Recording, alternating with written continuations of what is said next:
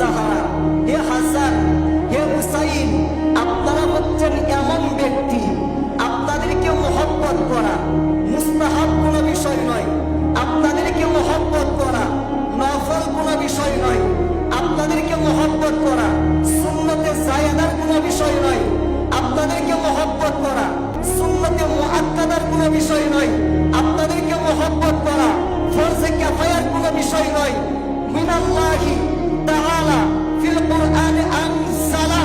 আপনাদেরকে মহব্বত করা এটা আমার আল্লাহ কুরআনে কারীমের আয়াত নাযিল করে ছোট থেকে বড়, নারী থেকে পুরুষ প্রত্যেকটা মুসলমানের উপরে ফরজ করে দিয়েছে।